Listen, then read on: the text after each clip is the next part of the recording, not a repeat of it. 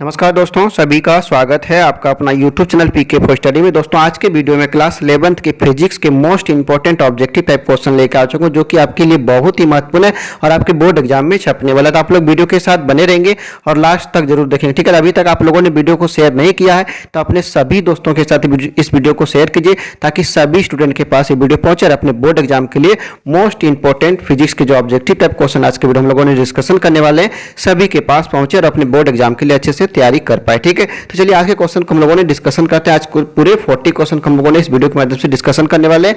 12 से 15 मिनट में हम लोगों ने पूरे क्वेश्चन को पूरा क्वेश्चन पे डिस्कशन कर लेंगे, सॉल्व कर लेंगे, ठीक है। चलिए आइए क्वेश्चन को समझते। पहला जो क्वेश्चन है कि फिजिकल क्वांटिटीज यानी कि इसमें जो क्वेश्चन जो आपको मिलेगा हिंदी इंग्लिश दोनों मीडियम में मिलेगा, ठीक है। तो इंग्लिश वाले बच्चे इंग्लिश में समझेंगे और हिंदी वाले जो बच्चे हैं वो अपने हिंदी भाषा में क्वेश्चन को समझेंगे, ठीक है। इसमें दोनों लैंग्वेज में क्वेश्चन दिया है, दोनों लैंग्वेज में इसका आंसर भी दे रखा था। आप लोगों को समझने में कोई दिक्कत कोई परेशानी नहीं होना चाहिए, ठीक है। तो यहाँ पे पहला क्वेश्चन क्या है, फिजिकल क्वांटिटी यानी कि भौतिक राशियां हैं क्या है। तो इसका जो आंसर है क्वेश्चन नंबर 1 का ऑप्शन नंबर बी, लंबाई, द्रव्यमान, समय, विद्युत धारा, थर्मोडायनेमिक, तापमान, पदार्थ की मात्रा और चमकदार तीव्रता, ठीक है। तो option number B right answer होगा। नेक्स्ट क्वेश्चन पे आते हैं, क्वेश्चन नंबर 2 पे आते हैं, which of the following space has the same dimension, ठीक है। यानी कि निम्नलिखित में से कौन से जोड़ों के एक ही आयाम है।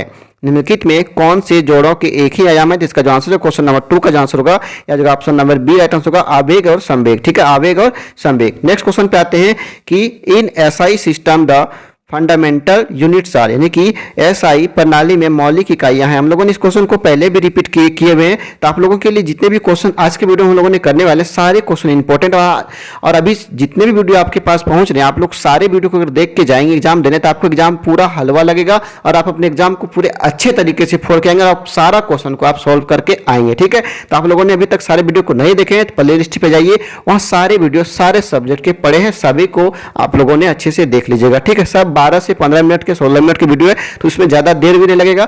आप लोग 1 घंटा में 2 से 3 वीडियो को देख सकते हैं, ठीक है।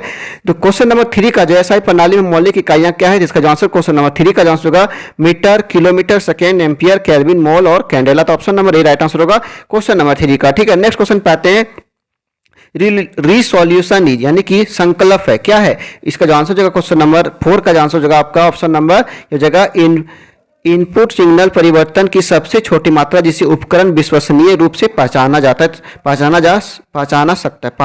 सकता है। तो इसमें option number C right answer होगा। नेक्स्ट क्वेश्चन पे आते हैं कि absolute error of the measurement is, यानी कि इसका जो हिंदी है कि माप की परम त्रुटि है, माप की परम त्रुटि क्या है। इसका जो आंसर हो जाएगा क्वेश्चन नंबर 5 का जो आंसर होगा आपका ये हो जाएगा option number C right answer होगा, 2 अलग अलग मापों और उनके माध्य के बीच का अंतर, ठीक है। तो option number C right answer होगा क्वेश्चन नंबर 5 का। नेक्स्ट क्वेश्चन पे आते हैं, क्वेश्चन नंबर 6 पे आते हैं, एक लड़का बिंदु ए से चलना शुरू करता है, 1.5 किलोमीटर की दूरी पर एक बिंदु बी तक जाता है और वापस ए पर आता है। यदि उसे ऐसा करने में 1 घंटा लगता है तो उसका औसत वेग आपको निकालना, जो कि आप लोगों ने बहुत बार इन सवालों को आप लोगों ने सॉल्व किए होंगे। मैथ में भी इसको सॉल्व आप लोगों ने किए होंगे, हम भी सभी को कराए थे, ठीक है। तो चलिए नेक्स्ट इस क्वेश्चन नंबर 6 का जो आंसर हो जाएगा आपका ऑप्शन नंबर बी, ये जगह ऑप्शन नंबर बी 0, ठीक है। तो option number B right answer होगा। नेक्स्ट क्वेश्चन पे आते हैं, क्वेश्चन नंबर 7 पे आते हैं, एक पिंड विराम से एक सीधी रेखा पर एक समान त्वरण के साथ यात्रा करता है। यदि 32 मीटर का विस्थापन करने के बाद इसका वेग 8 मीटर प्रति सेकेंड है तो इसका त्वरण क्या होगा। इसका जो आंसर होगा क्वेश्चन नंबर 7 का जो आंसर हो जाएगा आपका ऑप्शन नंबर ए, 1 मीटर प्रति सेकेंड स्क्वायर, यानी कि option number A right answer होगा, ठीक है।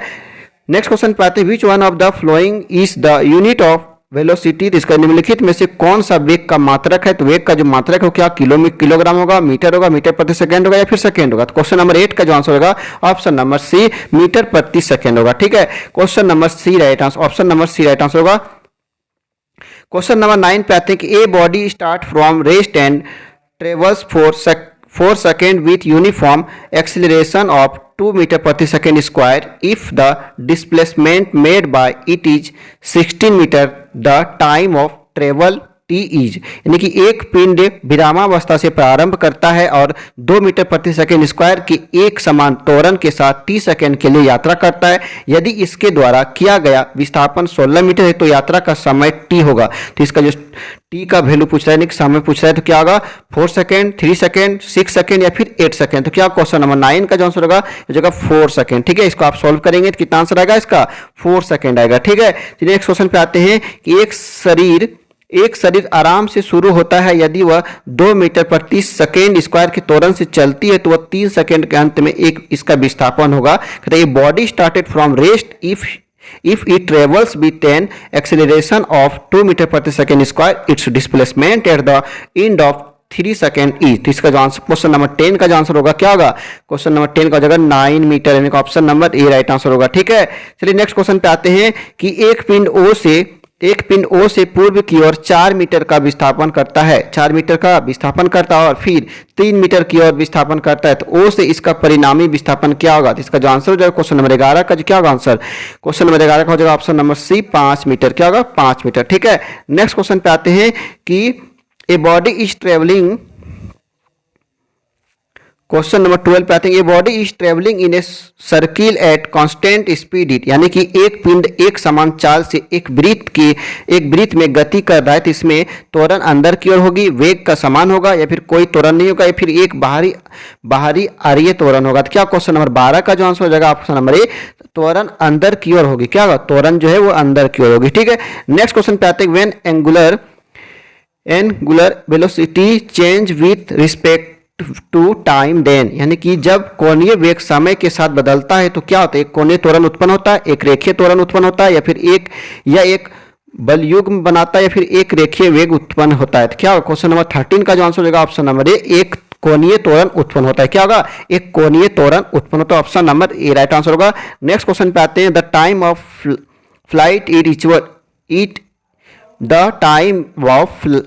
फ्लाइट इज इक्वल टू, यानी कि कुल उड़ान का समय इनमें से किसके बराबर होता है। तो क्वेश्चन नंबर 14 का जो आंसर हो जाएगा आपका हो जाएगा option number D right answer का। अधिकतम ऊंचाई तक पहुंचने के लिए आवश्यक समय का दोगुना, तो option number D right answer होगा। ठीक है, नेक्स्ट क्वेश्चन पे आते हैं प्रक्षेप द्वारा अनुसरण किए गए पथ क्या कहते हैं, प्रक्षेप द्वारा अनुसरण किए गए पथ क्या कहते हैं। इसका जो आंसर क्वेश्चन नंबर 15 का जो आंसर होगा क्या होगा ऑप्शन नंबर डी प्रक्षेप वक्र। ठीक है, चलिए नेक्स्ट क्वेश्चन पे आते हैं when a bus stopped suddenly a passenger in the bus falls forward this is explained. इसका जवाब क्या होगा, चलती बस में एक यात्री के अचानक रुकने पर आगे की ओर फेंका जाता है।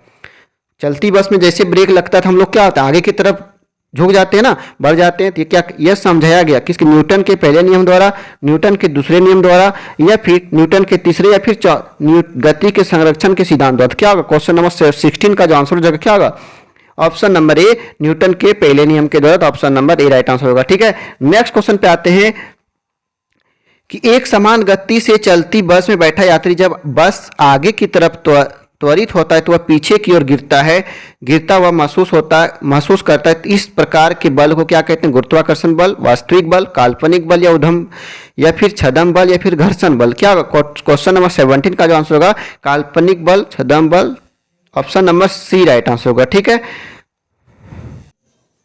क्वेश्चन नंबर 17 का जो आंसर होगा ऑप्शन नंबर सी काल्पनिक बल या छद्म बल। ठीक है, तो option number C right answer होगा। नेक्स्ट क्वेश्चन पे आते हैं कि 5 केजी द्रव्यमान का एक पिंड 2 मीटर प्रति सेकेंड से एक समान वेग से यात्रा कर रहा है, तो इसकी गति क्या होगा। ठीक है, तो इसका जो क्वेश्चन नंबर 18 का जो आंसर हो जाएगा आपका, क्वेश्चन नंबर 18 का जो आंसर होगा क्या होगा option number A right answer होगा। क्वेश्चन नंबर 18 का जो आंसर होगा ऑप्शन 10 केजी मीटर प्रति सेकंड। ठीक है, तो option number A right answer होगा। इसको जब सॉल्व करेंगे तो कितना निकलेगा 10 केजी प्रति मीटर सेकंड का। ठीक है, नेक्स्ट क्वेश्चन पे आते हैं एक पिंड का द्रव्यमान जो शरीर पर कार्य करने वाले बल के अनुपात के बराबर होता है, तो पिंड में उत्पन्न त्वरण क्या होता है, गुरुत्वाकर्षण द्रव्यमान होता है, विद्युत चुंबकीय द्रव्यमान होता है, आंतरिक द्रव्यमान या फिर जड़त्वीय द्रव्यमान। तो क्या क्वेश्चन नंबर 19 का जो आंसर हो जाएगा आपका ऑप्शन नंबर सी आंतरिक द्रव्यमान होगा। क्या होगा आंतरिक द्रव्यमान होगा। ठीक है, नेक्स्ट क्वेश्चन पे आते हैं कि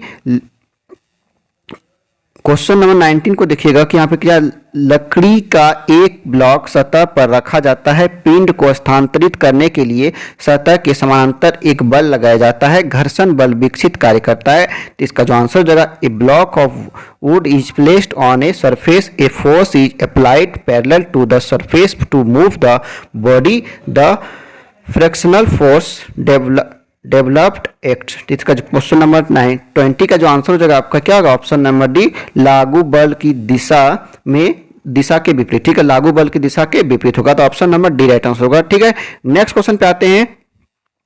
21 नंबर क्वेश्चन पे आते हैं कि देखिए यहाँ पे मूल बलों गुरुत्वाकर्षण बल, विद्युतीय बल, दुर्बल नाभिकीय बल और सबल नाभिकीय बल में से गुरुत्वाकर्षण बल क्या है।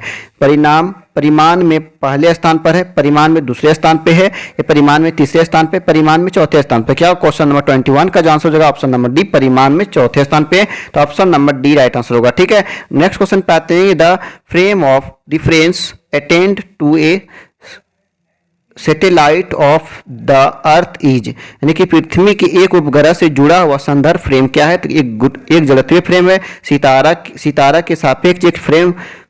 क्वेश्चन नंबर 22 का जो आंसर हो जाएगा आपका ऑप्शन नंबर सी, एक गैर जड़त्वीय फ्रेम है। ठीक है, तो option number C right answer होगा। नेक्स्ट क्वेश्चन पे आते हैं कि a block of mass m is placed on a flat surface, a force is applied to move it parallel to the surface, the frictional force F developed is proportional to the, यानी कि द्रव्यमान m का एक block समतल सतह पर रखा गया है। इसे सतह के समानांतर ले जाने के लिए एक बल लगाया जाता है। तो विकसित घर्षण बल F के समानुपाती होगा। तो इसका जो आंसर हो जाएगा आपका 23 नंबर क्वेश्चन का क्या आंसर होगा, ऑप्शन नंबर पिंड का द्रव्यमान, option number B right answer क्या होगा, पिंड का द्रव्यमान होगा। ठीक है, नेक्स्ट क्वेश्चन पे आते हैं। क्वेश्चन नंबर 24 पे आते हैं। एक मशीन गन 1200 मीटर प्रति सेकेंड के वेग से 40 ग्राम द्रव्यमान की गोली चलाती जिसे चलाने वाले व्यक्ति गन पर अधिकतम 144 N पर बल लगा सकता है, तो वह प्रति सेकेंड अधिक से अधिक कितनी गोलियां चला सकता है। तो इसका जो आंसर हो जाएगा आपका क्वेश्चन नंबर 24 का जो आंसर हो जाएगा ये हो जाएगा 3। कितने गोली चला सकते हैं, 3 गोली चला सकते हैं। ठीक है, नेक्स्ट क्वेश्चन पे आते हैं। A body of mass 10 kg is travelling with uniform speed of 5 metre प्रति second. Its kinetic energy is, यानी कि 10 किलोग्राम द्रव्यमान का एक पिंड 5 मीटर प्रति सेकेंड की एक समान चाल से गमन कर रहा है, कि इसकी गतिज ऊर्जा क्या होगा। क्वेश्चन नंबर 25 पे जो आंसर हो जाएगा ये हो जाएगा 125 joule, option number B right answer होगा। ठीक है, क्वेश्चन नंबर 26 पे आते हैं कि 1000 जूल का एक कार्य 2 सेकेंड में किया जाता है, तो उपयोग की गई शक्ति क्या होगा। 26 का जो आंसर हो जाएगा ये हो जाएगा 500 वाट। कितना, 500 watt, option number D right answer होगा। नेक्स्ट क्वेश्चन पे आते हैं। क्वेश्चन नंबर 26 देखिए, 10 किलोग्राम द्रव्यमान का एक पिंड 2 मीटर की ऊंचाई पर 2 मीटर प्रति सेकेंड की एक समान चाल से गतिमान है, तो इसकी कुल ऊर्जा होगा क्या होगा, इसकी कुल ऊर्जा जो होगा जगह 27 का जो आंसर होगा option number B right answer होगा 216 जूल। ठीक है, अगर आप इसको सॉल्व करेंगे 216 जूल निकलेगा। ठीक है, नेक्स्ट क्वेश्चन पे आते हैं। दो द्रव्यमान 1 ग्राम तथा 4 ग्राम समान गतिज ऊर्जाओं से गतिमान है, तो उनके रेखीय संवेग के परिमाण का अनुपात है। तो इसका जो आंसर जो क्या होगा, 4:1, 1:2, 9:1 या फिर 1:6। क्या होगा, क्वेश्चन नंबर 28 का जो आंसर होगा ऑप्शन नंबर बी 1:2 हो जाएगा। ठीक है, नेक्स्ट क्वेश्चन पे आते हैं कि a body of mass 100 kg falls from a height of 10 metre, its increase in kinetic energy, यानी कि 100 किलोग्राम द्रव्यमान का एक पिंड 10 मीटर की ऊंचाई से गिरता है, तो इसकी गतिज ऊर्जा में वृद्धि है कितना। तो 29 नंबर का जो आंसर हो जाएगा 9800 जूल। ठीक है, यानी कि 800 जूल। ठीक है, 9800 जूल। ठीक है, तो option number A right answer होगा। नेक्स्ट क्वेश्चन पे आते हैं कि body of MI 3 kg metre square rotating with an angular velocity 2 rods प्रति second has the same kinetic energy as a mass of 12 kg moving with a velocity of, यानी कि 3 kilogram metre प्रति second square जड़त्व आघूर्ण और 2 red प्रति second कोणीय वेग से आघूर्ण करते हुए निकाय की गतिज ऊर्जा 12 किलोग्राम द्रव्यमान और डैश यहाँ पे खाली स्थान है और रेखीय वेग से चलने वाले पिंड के समान होगा। तो क्या होगा, इसका जो आंसर हो जाएगा आपका 30 नंबर क्वेश्चन का क्या आंसर होगा, ऑप्शन नंबर ए 1 मीटर प्रति सेकेंड स्क्वायर। ठीक है, नेक्स्ट क्वेश्चन पे आते हैं कि एक समान वृत्तीय गति करने वाले कण का कोणीय संवेग L होता है। तो यदि उसकी कोणीय आवृत्ति दोगुनी कर दी जाए तो उसकी गतिज ऊर्जा आधी कर दी जाए तो नया कोणीय संवेग क्या होगा। तो इसका आंसर होगा 31 नंबर क्वेश्चन का जगह L/4, option number B right answer होगा। ठीक है, नेक्स्ट क्वेश्चन पे आते हैं।